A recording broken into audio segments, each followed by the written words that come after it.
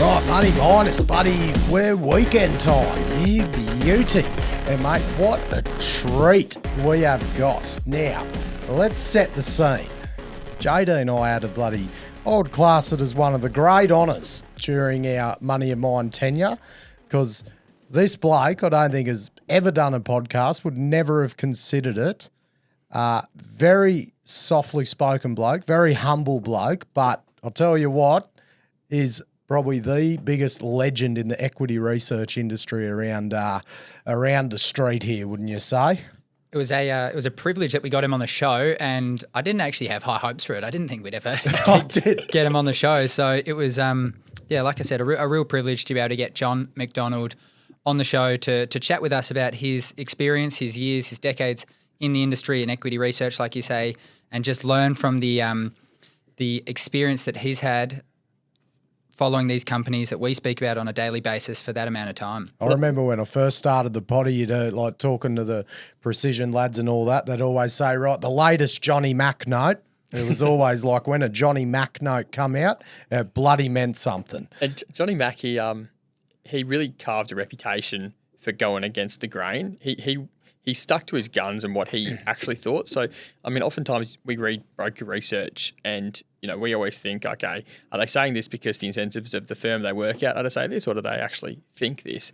You knew every time you read Johnny Mac's words that what he was writing was what he actually thought, because he would go against the grain so often and very often be proven right in his contrarian calls. And that gave him a reputation where he was really, really highly regarded as a gold analyst. Yeah, we go through shitloads. We go through like some of his big calls were, you know, Sons of Gwalia back in the day. Yep.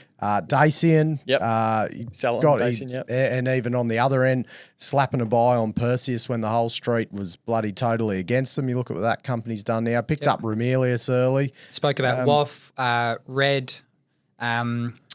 What I found most fascinating was, like you said, back in the day, Sons of Gwalia, a lot of stories around then that was fascinating to talk through, as well as a lot of the tricks he learned as an analyst, perhaps for the younger money miners out there to glean a little bit about how to analyse businesses, what to look out for, how much you can really know from the outside versus the inside, all these sorts of things. Just made for a fascinating chat that I'm definitely going to listen back to again. And there's a fun fact in here. There is only 2 gold companies that have got back more money than they've put in. Stay tuned for what those 2 are in the history. That was a fascinating fact. Little nugget in there. Who's close. Right now, since Johnny Mac is such a legend, an absolute legend of the equity research industry, I guess wanted to see if our partners fit the same criteria, because we can't put bloody partners that don't complement Johnny Mac in the one episode. Now, wouldn't be right. It wouldn't be, JD. Now, I've got on the tools again on the whiteboard. Check this out. So I've created a bit of a metric, a bit of a measurement, you'd say. We're going Brooks versus MMTS. The Brooks group, because, mate, we can't just go Brooks Airways. I'm going to look at the whole Brooks group here. Now, on the x-axis, we've got, it's the business scale. It goes from shit business to fucking awesome business up the other end. Then we've got the y-axis is the GC scale. Not a GC at all down the bottom, up to massive GC. I've got a bit of a quadrant for those audio listeners. Yes, mate. Check out the YouTube. This is mate. JD, you listen to a lot of podcasts that assess business quality. Do they ever characterise businesses on these sort of quadrants? You know what I love about Matty Michael? He doesn't dress it up in esoteric language. You know, you can really understand what he's talking about. It's coming from the heart and the soul. That's it. Would the Acquired podcast ever use this quadrant? Right. Don't worry. They'll be doing whatever I tell them when we own them. Right. Righto. They're going to start down in the bottom left together. So question number 1, first measurement. How long have the businesses been around? Now, Brooks Hire was founded in 1979. I mean, that was the first part of the Brooks division. MMTS, McMahon Mining Title Services, 2003. Right, so this will see them both move up the business scale. So I'm going to put Brooks a bit further ahead due to the extra tenure. So this is where they're sitting at the moment. Okay, question number 2. Are there any examples of positive community engagement from these companies? Let's take a snapshot here. The big fella right in the middle there, Shannon McMahon from McMahon Mining Title Services. Mate, he worked closely with AMEC to orchestrate the mining tenement rent rebate via the new Heritage Assistance Program. He pretty much spearheaded the whole thing. GC. And I think, just off his own bat. Looks like he's having a snooze right there, but Because it's just water off a duck's back for him. He's like, no, bloody mining tenements. It's just too easy. Doesn't get in the costume Too either. easy. Runs his- Mate, the Brooks Airways division, check this out. This is one division of the Brooks Group. Mate, they don't just fly people to and from mine sites for the FIFO community.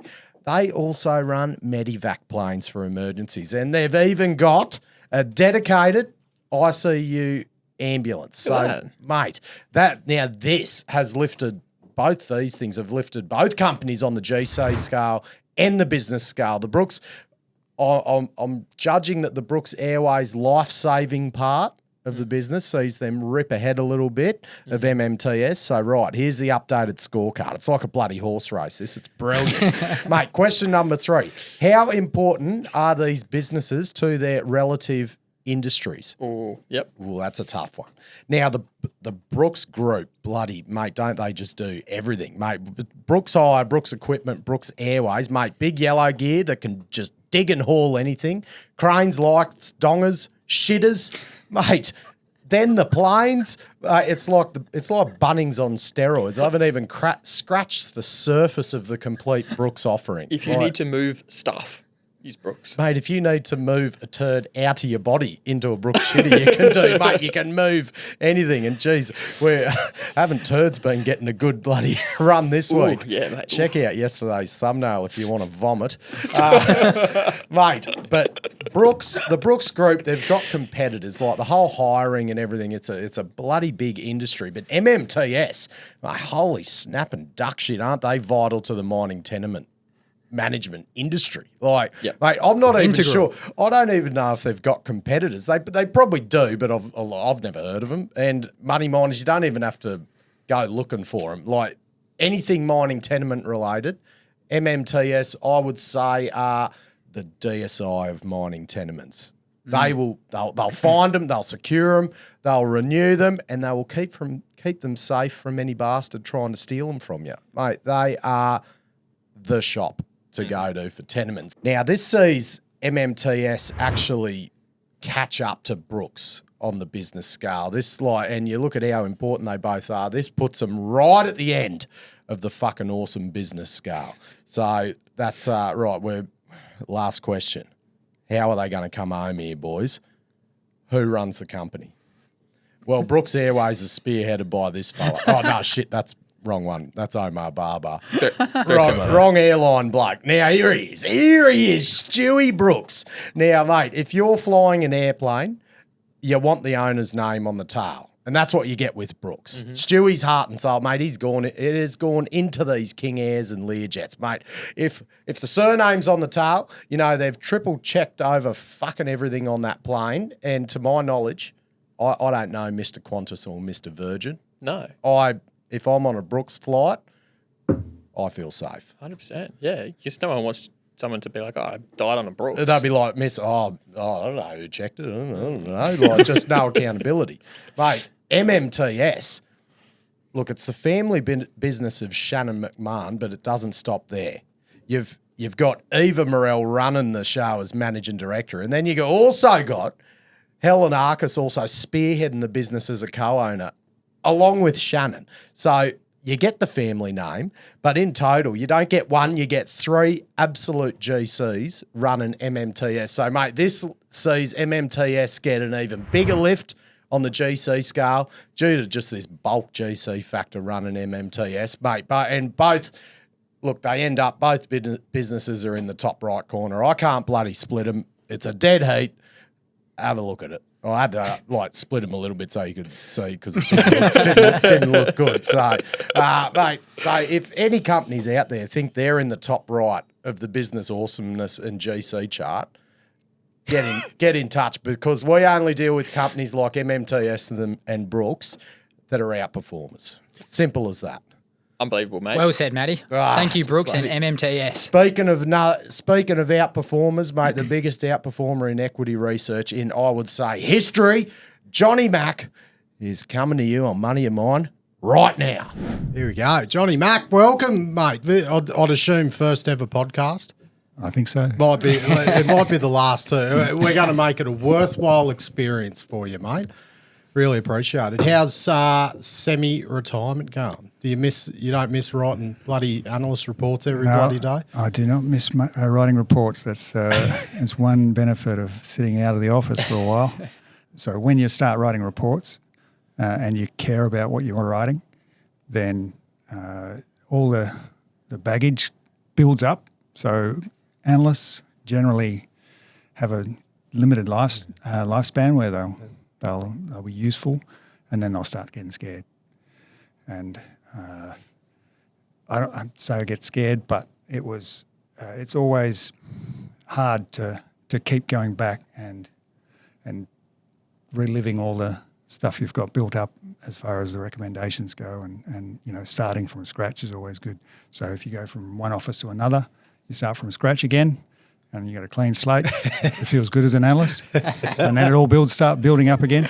So yeah, very good, mate. We gave you a good talk up in the prelude, mate. So we won't revisit it for you because you know it all because it's you, mate. And we normally don't have the old sell side analysts here but you were one that actually liked putting sells on, so that's why we like it. So, and we're going to get into the world of working as a sell-side analyst in conflict with the investment banking world and everything. But I wanted to go through we've had a couple of historical moments sent in, you'd say. Consider it your trophy room. I'll say, now, it look like you're pretty busy in 2018. I'm going to go one by one in ascending order of excitement, you'd say. First one, apparently you picked up Ramelius 2018 coverage when they weren't getting much coverage. Yeah, was it 18 or 17? Oh, buddy, Scants might have stitched us up there. It was an ASX scheme pickup for Hartley's, and they wanted somebody to tick the box so that they could get paid under the ASX scheme. Yeah.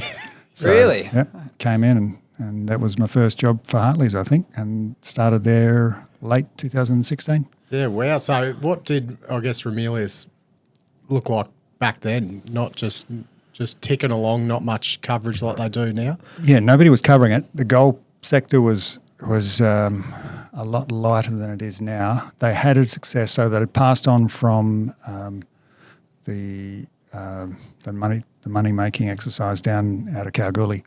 Forget the name of it, but they'd pretty well got going at Mount Magnet, and this pre-Edna May, so it was all just a single asset, and they were doing pretty well. They had a good couple of deposits on the way, so and Mark seemed like an earnest sort of guy, just doing his best to navigate his way through the early stages of a mining company development, and I thought it was a good situation for it. Yeah, well, and did it? Did you see where the trajectory they were heading on to where they are now? Like a pretty consistent cash flow generation machine they're in now. Yeah, there was certainly the cash flow generation had started, so they were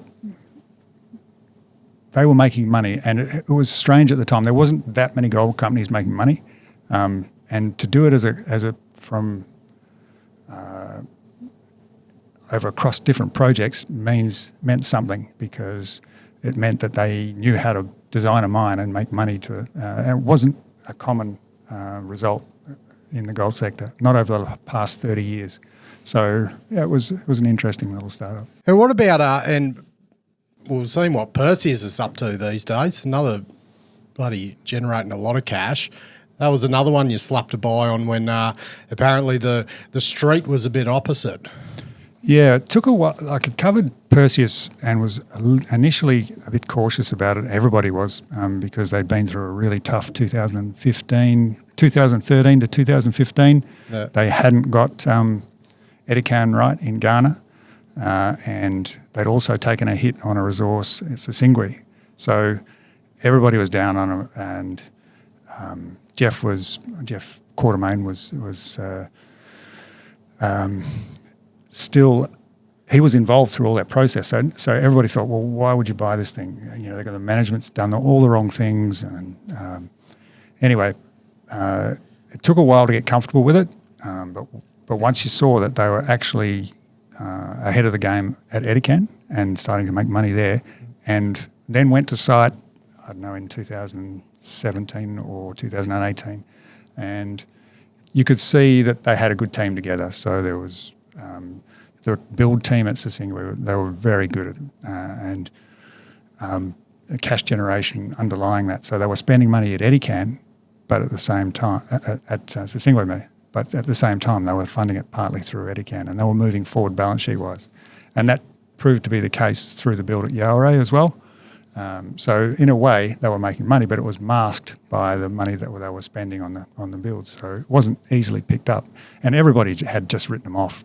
So if you followed it with any detail, you would see that, and followed the cash trail, then you could see that they were headed in the right direction. And there's a bit of a reflection there with West African Resources now, and the perhaps they're 5 years earlier or a few years earlier in that process. There was another company you put a sell rating on. Yeah, let's get to the sells. The sells. Yeah, these are the exciting ones, Johnny. This was a juicy one, and this was probably the first time I'd heard of you, John, in this would have come to my mind 2018, 2019 on Dacian, and it was a sell rating, and we have been told that management wasn't so friendly, which is no big surprise to a sell rating on their company. But I'm interested to hear a bit of your recollections on how that sort of came out, and for those less familiar, obviously Dacian is now being taken over by Genesis, but they were once north of a $3 stock, and what was the buying done at 8 cents, 10 cents in recent times? Yeah, they weren't taken over because they were attractive. Put it that way. Yeah, I guess it's another bit of a long story. Initially, I was supportive and thought, Rowan had good potential to be a leader in the industry, and everybody else was on the same sort of page as that.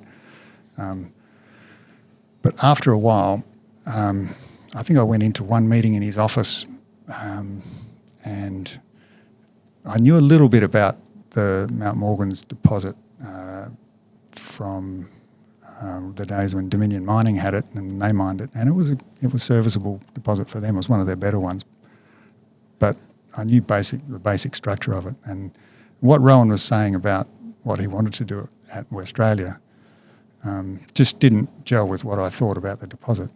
So I went away and thought, well, that was a bit strange, and then some other things started to sort of chip in on the side, that there was little doubts creeping in on other things, and eventually I think that the kicker was I started plotting up the drill results from Cameron Well, and they didn't sort of, if you put them all together, it didn't look like success, whereas Dacian's call was that they were getting great success, and it was just another point that I couldn't really believe what they were saying all the time. And the feasibility study as well, if we go back to that, for the Mount Morgan's development, it wasn't a very well put together document as far as I could tell. The underground plans were pretty skeletal in terms of what they said that they were going to do. And when they started producing after they'd built it and developed it, it started off on the wrong foot as far as what they said they were going to do and what they were doing were two entirely different things. So it came to a head where I said, I just can't trust what they're saying. Everybody else was still on board. Well, not everybody. I mean, it's always interesting. I could speak to a lot of people about Dacian, and a good proportion of them would say, well, no, I know exactly what's going on there. It's not good. I don't want to be part of it. And I'd have to sort of move on and say, okay, well, you're fine. But the people that were in there had a completely different view of it. So they were on board, obviously, and that's always something to remember, is that the price gets set by the people that are in and invested in it. And whereas if you don't own shares, you don't necessarily have a say in the pricing.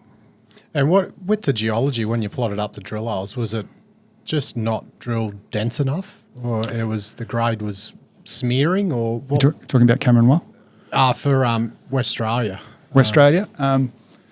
That was a bit harder to tell because there was a fair bit of the database that you couldn't see that had been drilled by the previous owners. But from what Dacian had given us, we could see that there's a banded iron formation and there's a series of horizons within that BIF that were the targets for the mining. And I think 2 of those 4 were a mining target, and they were within, it's a 30-metre package. So it was going to be tough to mine separately. Yeah, and sometimes the intercepts were in the hanging wall of the deposit, which meant that they were probably not going to be mined. So there was little things like that, but and they'd make a big thing of an intercept in the hanging wall reef when it was never going to be mined. Yeah. It wasn't. A lot of the things in the end I probably imagined. Well, you imagined correctly, it appears. Do you think they would have been able to make it work? Well, because it was 2.9 million tonne per annum mill. Like it was a big project, but was that the only way to make it work? Possibly was to try and go big and lower the operating cost, or could have it worked? Do you think in this gold environment? Yeah, probably not. There's an optimum size development for everything. Those Westralia loads probably can't deliver a lot of volume, so you had to make it up with the open pit material.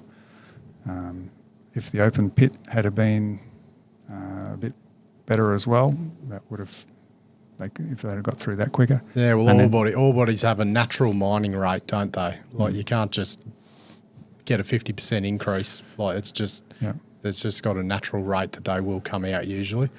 The other thing to consider is that quite often the market comes to your rescue. So it's if you're not making money out of your project, if you can swing a new set of investors across, put more money in, then you get a second life, and you can go on like that. Magic. Yeah, well, they managed it for a few years, but if you can keep swinging it, then you never actually have to worry about making money out of your mine. Is it true they word on the decline is that management tried to kick you off the site visit at Mount Morgan's? No, well, there wasn't space for me, obviously. It was you just got bumped off the plane right just before takeoff. Oh, that's great. John, one of the things you touched on right at the beginning there is something I really want to dive into, and that's the internal dynamics. Oh, you forgot the big one. What's that? The big one, at the bottom. The bloody this is what he's most famous for. Sons of Gwalia. Sons of Gwalia. Oh, we're tying it in, mate. You're leading it in. I love your work. Look at you go. Don't worry. So you touched on the internal pressures within an investment bank. And for those a bit less familiar, you've obviously got banking, sales, research, and you spent your time in the research part of the business. And the way the machine often works is companies like it, and they will give business to the banks that write favourably about them, in simple terms. That's how it can kind of look. And to tie this in with Sons of Gwalia, for those unfamiliar with Sons of Gwalia, they were, one of the most preeminent gold miners in the country in the 90s and early 2000s. And things sort of came crashing down around 2004. But you were quite sceptical of the company prior to their downfall. And I just want to hear from the experience you've had over the years, what it can be like working in the research department, both feeling that, that internal pressure, perhaps from within inside the bank, and also when the clients of the bank might perhaps put pressure and then that comes down your way. Yeah. I guess that was part of my learning experience as an analyst. Back in the 90s, had a set of views that I formed, half-formed, and made a call on Sons of Gwalia. I didn't understand it, and for that reason that I didn't understand it, I said, well, you guys can't explain it to me. I'm calling you a sell. and copped a fair bit of flack. But the learning experience was the flack coming from the company. I was fortunate in that the company I was working with at the time, Ayers Reed, was very supportive. All the directors were the management was very supportive of what I was doing, and it didn't really affect my job. But at the same time, it was stressful for me to be a naive analyst and be getting all this kickback on. And to an extent, I enjoyed it, but it was also quite harrowing to be on the end of all that pressure from the corporates. So, because you're getting it from both sides, aren't you? You're getting it from the company you're putting the sell on, and then the internal team as well are like, yeah, as I was saying, we're not going to get any bloody corporate work from these blokes if you keep putting sells on. Yeah. Although, I didn't take as much notice of that in the early stages that I did later. So, as far as I knew, I was employed to have a view on these things, and I had a view, and I put it out there, and cop the consequences as a result. So, but it was interesting, and it strengthened me later to have that experience under the belt.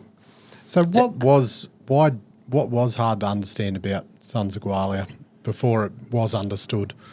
In the 90s, the gold industry got into this sort of situation where it was relying more and more on hedging.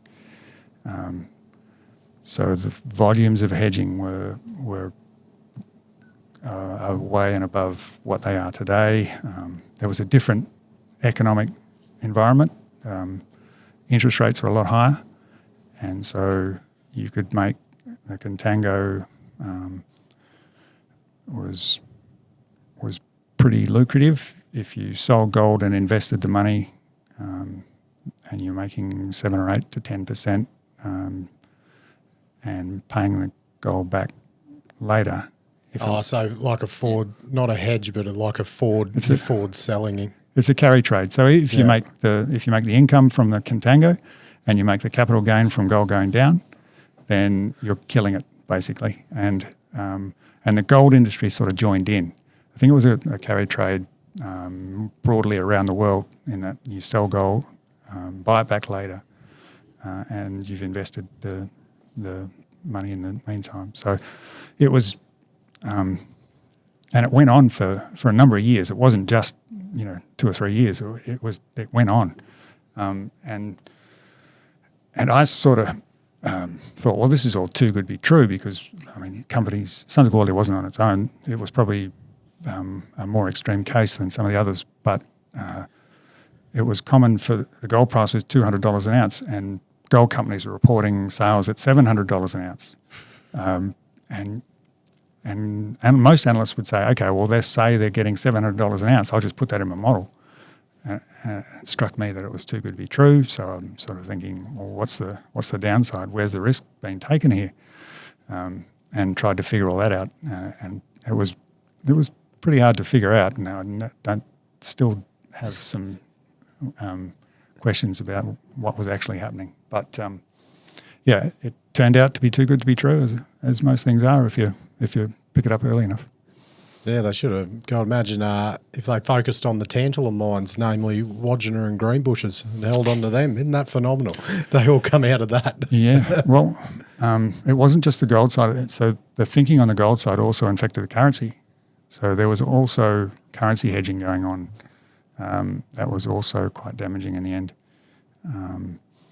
It played out after I'd left and left broking in 2001. So I think they called in the end in 2002 or 3. Was it 2004? Bloody JD wasn't even born then, I don't think.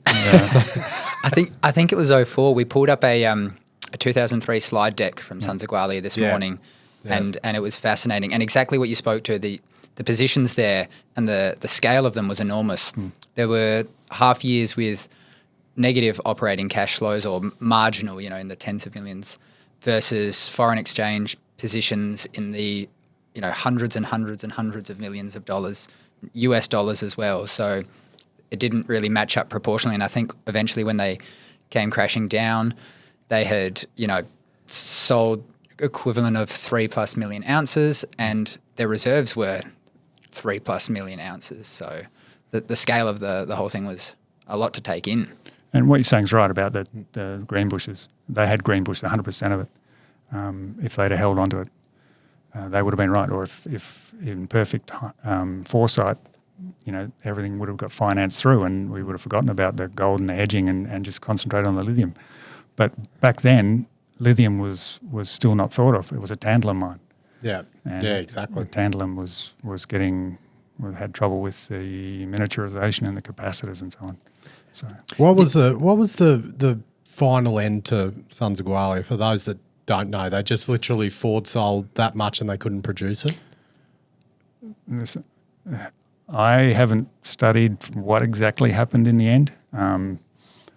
As I say, I'd finished in broking by that point for the time being, so I had no cause to go back. The management had changed, and who the directors at that stage determined that they thought that there was an insolvency case and that they couldn't continue. So that's about as much as I know. Yeah.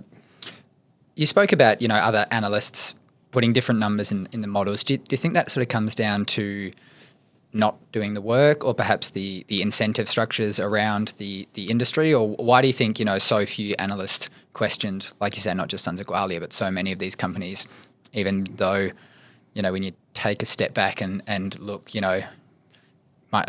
gold needs to come out of the ground at X price and you need to sell it at that. And it's... Yeah, I think the industry, the stockbroking industry, or the sell-side research, all research really, is pretentious about how much you can know. There's a lot you can't know. There's not enough information in most cases to make a fully informed decision on an investment decision. So an analyst coming in doesn't have that luxury or opportunity to say, I don't know. He's got to come forward with an opinion, and in most of the time they'll choose to go positive because of those things that we spoke about. So, and then once you've decided that, you've got to make up some numbers to go with what you're saying. You've got to put a spreadsheet together, and it's quite confusing if you wanted to do it properly. You'd spend too much time on each company. You wouldn't necessarily be any the wiser at the end of the process.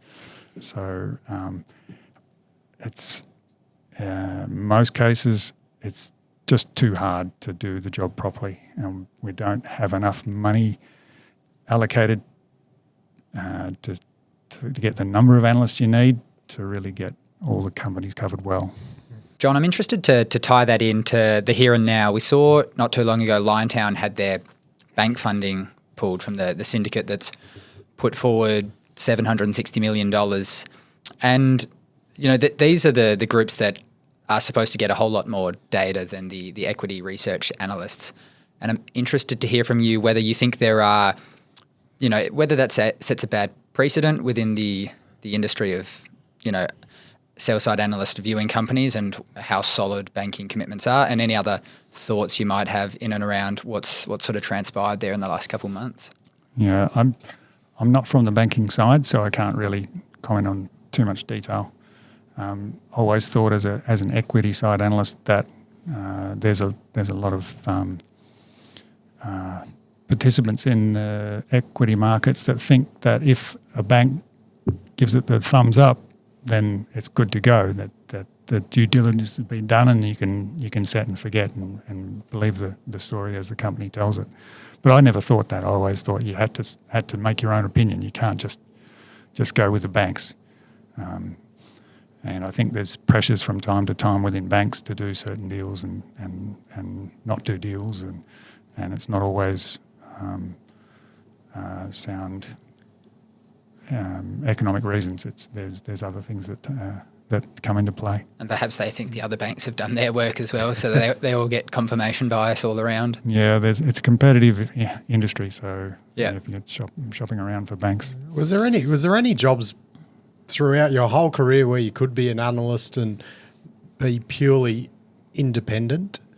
Like obviously you are very independent. You're like, this is my view. This is what I'm employed to do. But the people that are paying you obviously can't be fully independent because they wouldn't make as much any money. Yeah. So could you be an analyst like your style? Well, once you come to the realisation that research is paid for by the corporate department, the corporate fees that come into a broking office, and the best intentions of the proprietors of your broking business might be to separate completely research from corporate banking, but that the analyst will know eventually that their wages are getting paid for by the corporate activity. So, and also companies, so if you are, there's a conventional style of analysis which you need to get close to the company. You need to be able to call up the company and have a bit of a chat. Obviously not looking for inside information or anything, but you're just trying to get a bead on the company, and it's nice to be on good terms. And if you say something negative in your last report, you're going to hesitate about ringing them up. They're going to not answer your calls. They'll call. Or they might answer it very quickly. He's out of the office at the moment. So there's a number of things that make it hard. Put it that way. Were there many that in your time? Obviously, you would have dealt with a lot of different styles of MDs. Were there placid and some very aggressive ones? If there was some negative, were there some? You don't have to mention names, but I assume there would have been a couple of firecrackers in your time. Yeah, not to me. I mean, I've been through a couple of the ones that weren't entirely happy, but most of them are professional guys, and they're willing to give you the time. And I've been fortunate to be able to speak to some of these guys and get the benefit of their wisdom on a lot of occasions. So it's been one of the better parts of the job was always talking to people and getting their spin on how things are going and how we should all be doing our jobs. So it was an interesting analytical journey. John, one of the things you're pretty well known for in the industry is the use of the corporate all-in costs, so CAIC. And I think people are stealing it these days. Who was an announcement we saw the other day using the CAIC? You should have put a bloody patent on that, Johnny. No, I can't take full credit for it. Scans was in on the early stages as well. Oh, so shout out to Scans. Big shout out to him. So I think sort of, introducing this, starting from the bottom, I want to talk about how companies report costs. So cash cost, all-in sustaining cost, and then CAIC. Now, obviously, all-in sustaining cost is what is prevalent in the industry. And I want to sort of start by hearing your thoughts on why a figure that is, pretty gameable by companies is just so widely adopted.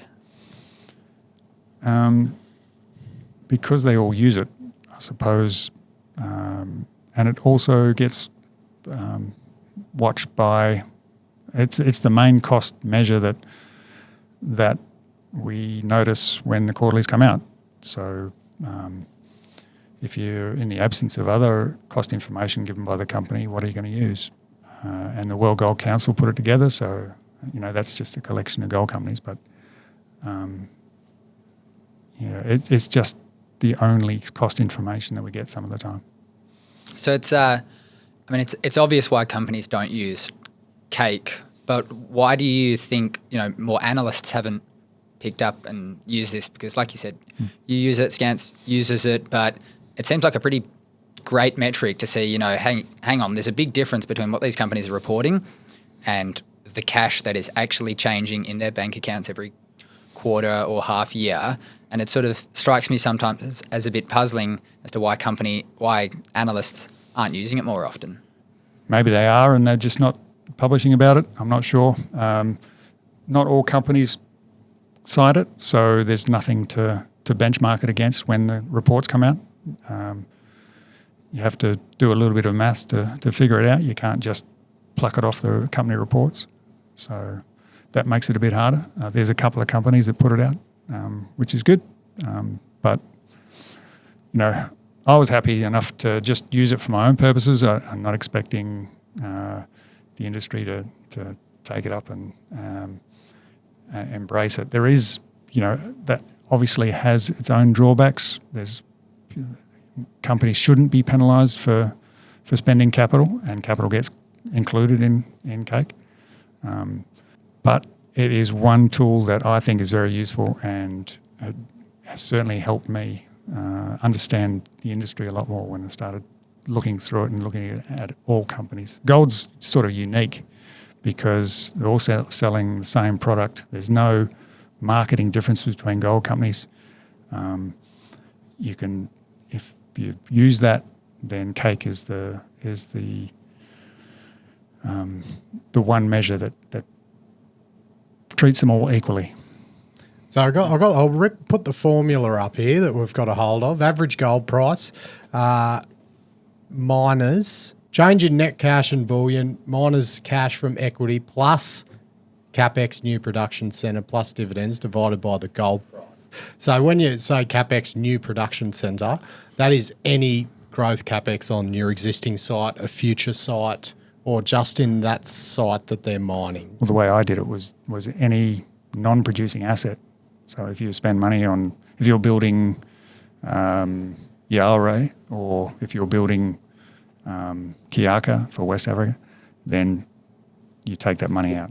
And then you see, okay, well, what are their operations making in terms of cash? And, if they're investing in CAIC, we know about that. And when that gets into production, we start including the cost then. So you're saying if you got an underground mine and the growth capital for the decline and capital infrastructure, that gets included. But if you got an underground mine down the road that you're developing, you don't include that until you start producing, until you start taking ore out, or? It has to be a non-producing site. Yeah. So if you're trucking in, so Ramelius is trucking in from Penny, from different places to even to Edna May, then you include all of that. But if they start building at Rebecca, then that's a different site. So it's a non-producing site, so you don't include that capital. And it's until it starts processing ore, that's everything behind that point doesn't get included. When it's producing gold, then you count the costs. Yeah. Very, very good. And so what were some of the examples of companies that there was a big, massive difference between the all-in sustaining and the CAIC once you did it? Was there any examples? It's funnily enough, it all works out 70% or 60, 70% thereabouts. It changes over time a little bit, but it's been 70%. So 70% of CAIC is generally your AISC. Yep. And now that slips down into the 50s for some companies, and it can go up into the 80s for some companies as well. But it averages 70. And that was all just a function of where they were in the life cycle of the ore bodies, or was there some companies that always had a much higher, much bigger difference between the CAIC and the all-in sustaining? Well, what it does is tell you that gold companies are on a treadmill. All mining companies really, because they have to invest for the future to keep their assets producing. So if they embark on one big capital program and they call it growth capital, when that finishes, then there'll be another one to take its place. So over time, they keep a certain level of expenditure, and it doesn't go down; it always goes up. So mining companies cost more over time, spend more over time. They never spend less. Yeah. So when your model says, they're going to be spending 40% of the cost they're spending today because they're going to stop stripping, then you better have a close look at it, because in most cases they'll find a new pit to strip or a new underground to develop, and they'll be spending more. And it's getting deeper and harder too. It gets deeper and gets harder all the time. Yep. So as a simplistic rule of thumb to try and get an understanding of the margins of a company, could you just then times the all-in sustaining cost by 1.5 to kind of get you closer to a corporate all-in cost as it sort of averages 60 to 70, and then see where the current gold price is to give you a gut feel of what the margin of the actual business is? Yeah, that generally works, Jonas. Oh, sweet. I'll be doing that every time. I think that's what we're doing here. So, because you'd always, whenever anyone's in the 2000s, you're like, well, that's trouble. It looks great on the all-in sustaining, but you know they're possibly breaking even, if not worse, on just a money in, money out basis. Yeah. I'm also interested to hear what are the other red flags in company reporting or rules of thumb that you've sort of learned to abide by, whether that be opening up an announcement and how you go about reading it, or just certain terms, what sort of comes to mind that has sort of made you a better analyst over the longer term? I don't know about being a better analyst. A quicker analyst. What I always thought was that you need to follow a company over a period. You can't just jump into a company and come up with a good opinion first up. You've got to follow a pattern of behaviour and say, well, when they're about to do something good, they tell you, and when they're about to do something bad, they also tell you, or they don't.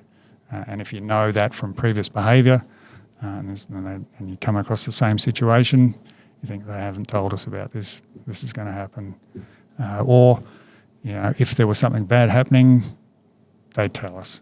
And so you get a feel for the way a company operates and when it's out of character and when it's So that's important as an analyst to just get a read on how the guys are thinking within the management team, and how they report, and what you're seeing on paper, is it consistent with what they've done in the past? And is it consistent with reality as well? Can they really do that? They're promising to double production, but there's all these other considerations coming into play, and so there's no single answer, Jonas. It's really a lot of luck and a lot of work, I guess. Hundreds of hours of work, I imagine. But it'd be a massive one of those bloody 1,000-piece jigsaw puzzles, isn't it? Yeah, Takes a while to piece it together if done properly. And as I said earlier, a lot of the time you just don't have the information, and you're really plucking at straws. So we've spoken about plenty of quantifiable things, but obviously in investing and analysing businesses, there's plenty of more intangible type of things, and management is obviously key to how you get a feel for the company, how they report over time. How does that really fit into the way you analyse a business? Obviously, with your experience, you've got a lot of names and familiarity with, they were there and so on, and you know what they're sort of like. But how big a piece is that versus the actual characteristics of the ore body and the assets? So there's a big difference between companies that are run by somebody who has the market's trust.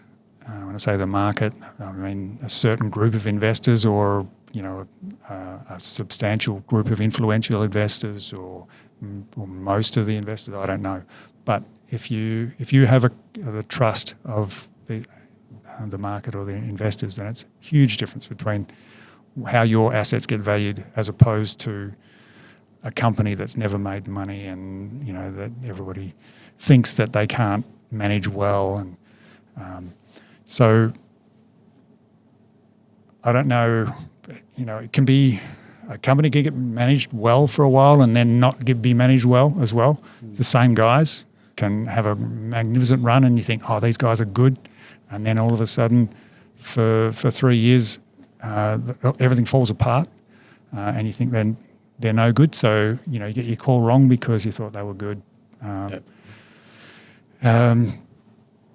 It's just so when you're analysing stocks, you're thinking everything they've done doesn't match up with what they're saying. So you work out, okay, everything they've done, the track record, what are they doing now? What are they promising to do? Is that realistic? what does the market think of it? And all those things sort of crowding in at once, and it's very tough to sort of pick the one thing because everybody else is trying to do it as well. It's not just you know, everybody else is trying to get ahead of what everybody else is thinking. But what you're saying about the management and the prevailing impression of the management, that is almost, certainly at the moment, it's one of the biggest factors driving stock prices. Yeah. You see, you know, Genesis, companies Capricorn, we're talking about. Yep. Emerald. Yep, they're trusted and they have the ear. But Dacian had that as well. You know, other companies have had that and lost it. It's not going to last forever if you don't keep doing the right things. And it won't outlast a commodity downturn either. That's the thing. They're gold ones, I suppose. Develop's a good example. They're just really at the helm of lithium and copper prices at the moment, and probably got their hands tied until there is a turnaround. So you can't manage your way out of really low commodity prices, unfortunately. Well, you mentioned Develop, but you know, Northern Star under Bill Beament was and still is the model for how a company should develop. He's called Develop, but but they took it from 0 to 14 billion, and they did it over across different markets. So it wasn't just reliant on the market. And it was very, very the period between Paulson's and then when they started picking up all the Barrick assets, Barrick and Newmont assets. They were very disciplined and patient. Bill was very disciplined and patient. Like, it wasn't just we've got to grow right now. And look at those, especially like Jundee, like what that mine's done, and then they're phenomenal. Yeah, and it was obviously more than just luck. It was well done. Yeah. So we've spoken about the African business. We've spoken about Australian businesses, and I'm interested to hear from you how you sort of look at the discount on a multiple that those businesses like Perseus, WAF get versus the likes of Capricorn, you know, Genesis, these companies we talk about here. And I want to sort of hone in on how that changes over time. Right now, it seems that these companies, for various reasons, the market is perhaps more risk off. WAF has development risk. Perseus has shortened mine life, and they need to do something to address that as well. But how do you see that changing over time? It seems pretty wide, but then it narrows and, you know, does a sort of cycle like markets tend to do. Yeah. So normally if you think of, track record being important and delivering what you're saying and making cash and building up a balance sheet and building a company, then Perseus is your poster child at the moment. It's in Africa, and it gets a discount because of that, and it seems like everybody accepts it. So when anybody talks to you about Perseus, they say, well, it's in Africa, so it deserves it to be discounted. I sort of think, well, let's not think automatically like everyone. The group thinker that Africa is bad and that they should always be discounted. There's other places in the world that are worse, and having been to Africa, I can see the amount of good that mining can do in communities in Africa, and I strongly think that as a capital market, one of the good things we can do is support development in other places that need it. We can't just stay in Australia and develop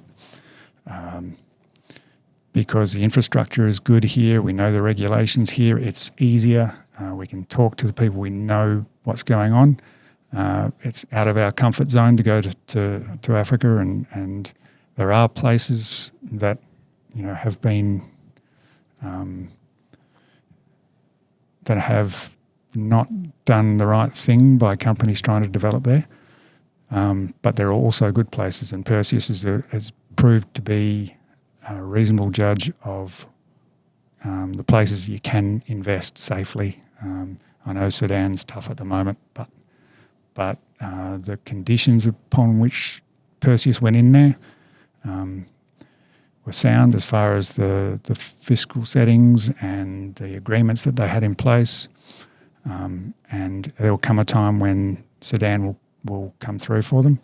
And they're talking about Tanzania now, obviously trying to get OreCorp. So to me, it's one of the few good things we can do as an equity market is encourage money into these places, because it not just because it makes money for us, but it does that as well, but also spreads the welfare or the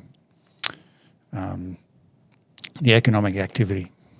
Do you think WAF, the likes of WAF and Perseus, will ever get re-rated from where they are now? I do. All companies, in the end, it comes down to the future dividend stream that you deliver. So if they can deliver the dividends, there's no way that they don't get recognised. Yeah. On the jurisdictions, John, are there parts of the world or countries where you see some activity by ASX companies right now, which doesn't make you totally comfortable? Obviously, things can change in time, but I always think Russia. There's only two things you need in a country to be confident. You need government support and you need community support. If you haven't got one of those two things, then it makes it tough. And they can be taken away, so governments change and so forth. But in general, if you take a risk somewhere that you can secure government support, you can secure community support, then that's good enough. And there's lots of places in the world where you can't get either, so it's simple as checking through those two things. What about North America?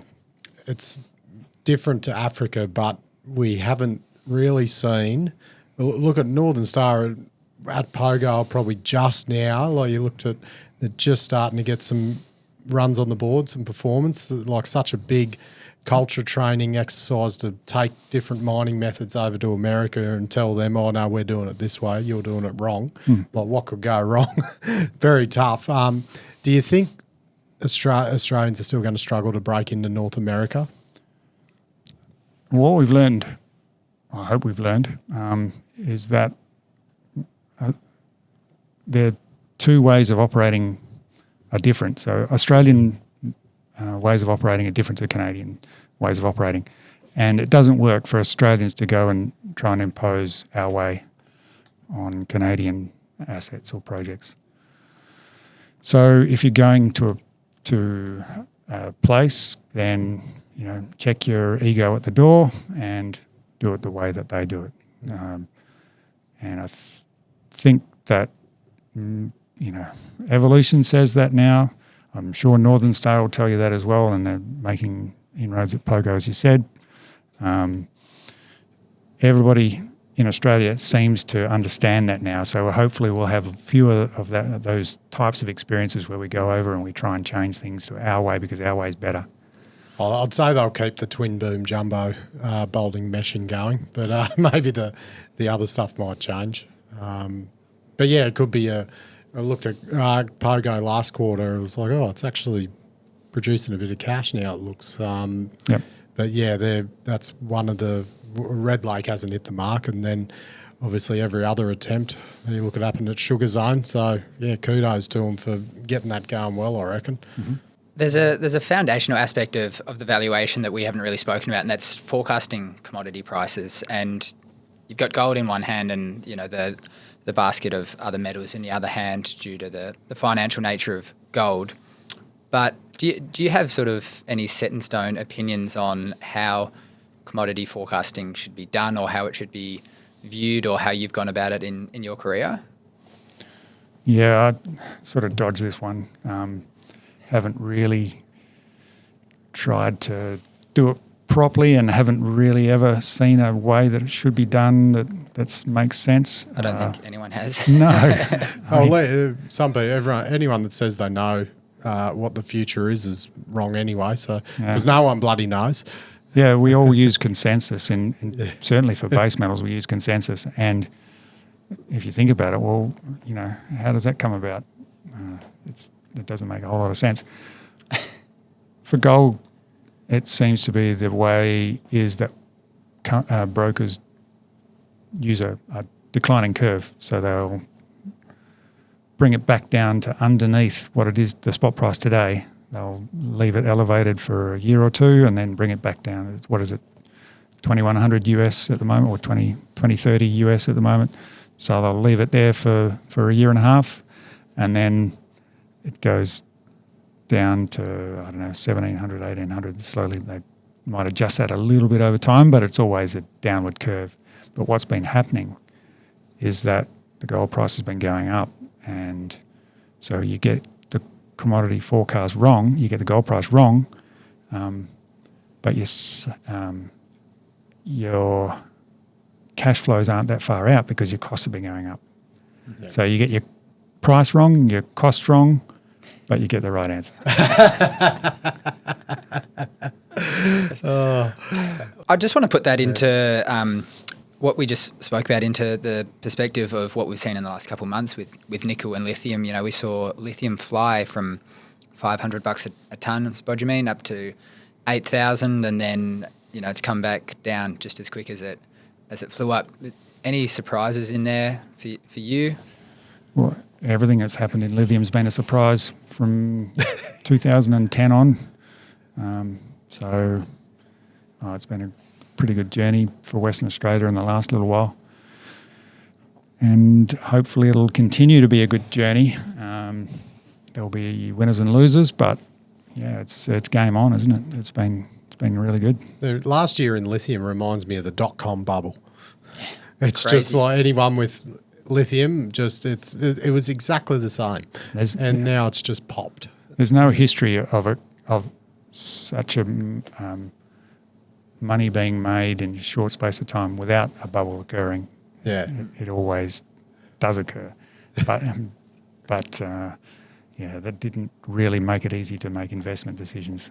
No, because you got to take into account the insanity. The nickel story is not quite as fortunate. They didn't have the rise up before the trailing off in the price, and it's obviously put the nickel mining community here in WA and in Australia more broadly in a whole world of pain. The worst thing is that there's bloody pegmatites everywhere. There's probably not nickel isn't as abundant, but that was the worst thing. Anyone with a pegmatite, whether it had bloody spodumene or not, right, there's an IPO, and we're going to go up until we get the assays.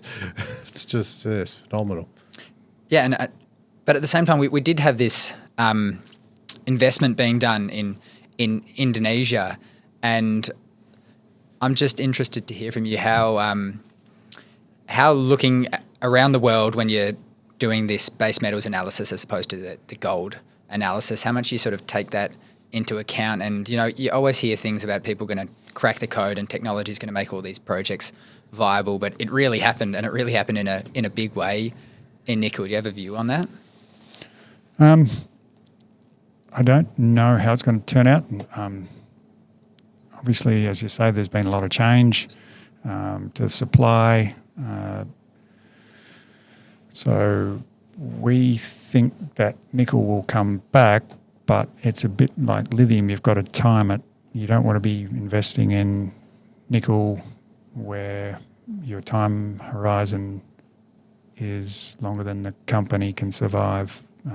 So there's continued interest in nickel. We'll keep an eye on it and make sure that we're invested in it. But we are continually trying to suss out when it's going to recover properly. So it might be that these cycles work in multi-years, not just months. Yeah, makes sense. John, we get pretty excited here about M&A because it gives us heaps to talk about. But looking back in hindsight at a lot of deals, they're pretty value destructive. I get the impression you would look at M&A from a bit more of a cynical lens, perhaps, or a bit more, running the rule over it and questioning it. Am I right in assuming that that's the default stance you have towards mining M&A? Not all M&A is bad. Ramelius have done it well. Yep. Yeah, there's been companies that, all mining companies have a responsibility to corporately develop, and that will be through acquisition, either just over at the asset level or through corporate level acquisition. So they all got to participate and be ready to do it at the right time. What I worry about is companies doing it at the wrong time, which is when they're under pressure or when they need to do it. So ideally you do it when you're at the top of your game, you've been building your balance sheet, you've got strong reserves, the market loves you. That's when you do it. When the market hates you and you've got no value in your script, and you need the cash, you're running out of reserves, whatever, that's when it's worthwhile having a hard look at them and saying, well, hang on a sec, guys. Why should we support your acquisition? Are you revealing something about yourselves that you have been telling us?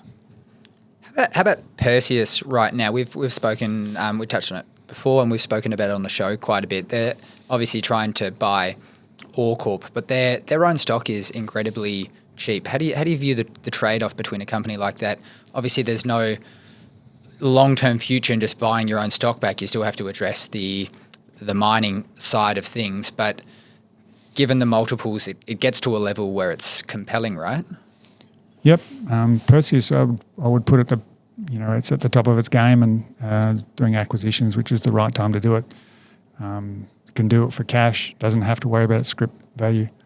It's not offering shares it's offering cash. So, it's got a problem of how to distribute its cash, how to get it invested as well, how to build the company. So you've come from a junior back in the early 2000s to where it is today. It's a $3 billion market cap company.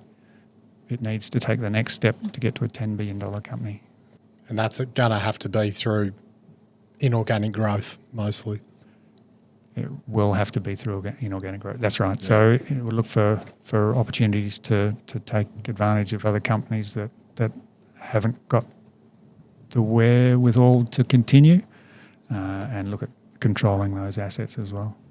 What else do you think they're going to have their eye on? What's appealing to Perseus? Because they seem to be focusing on distributing the risk around Africa, like in contrast to WAF, for instance, who are Burkina Faso only. So that poses a risk because they're in one country.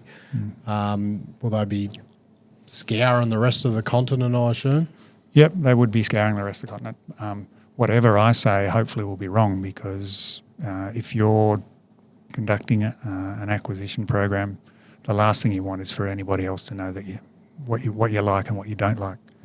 So if you ask Jeff Quartermain what he likes, don't expect him to tell you the truth. There's another bit of M&A, on our radar right now. It just came out this Monday, Red and Silver Lake. Oh, that's that was like your one of your departing journeys, wasn't it, Johnny? Yeah. The Red one. I suppose that went the other way. I think you had what did you have, 7 cents on it, didn't you? Yeah, I did have a 7 cents. Yeah, yeah. And the thing about Red was a lot of that was a lack of information and disclosure around when they were doing the feasibility study. Is that right? Yeah, that's right. So, yeah, I guess I threw the toys out the cot. But the risk of that, what was for that sell rating, was that mostly around like the balance sheet risk, or was it coupled with there's not enough info in this fees to see if this is actually going to be a feasible operation? It was at the end of a very long sort of period in which it was they'd not really done anything they'd said for the previous 3 or 4 years. Darlow kept disappointing, money kept going out the door, and I was sort of waiting for the light to go on and for them to think to themselves, well, we can't keep losing money and going, and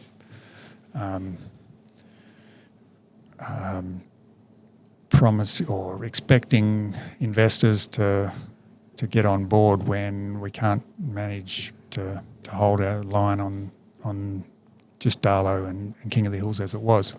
So I was frustrated up to that point, and then it went into that period where there was all the uncertainty with regard to the cash flows, and I think it was 3 quarters in a row, and got to the point where I thought, well, no, I don't think this is going to survive. And obviously, to their credit, they've managed to pull it out and get it going, and really pleased that they have, even if I have to cop a certain amount of flack on that call. But I don't think I'd change it if I was put in the same situation again. I'd probably do the same because they should have kept the market better informed all the way through that process. Would they have got support?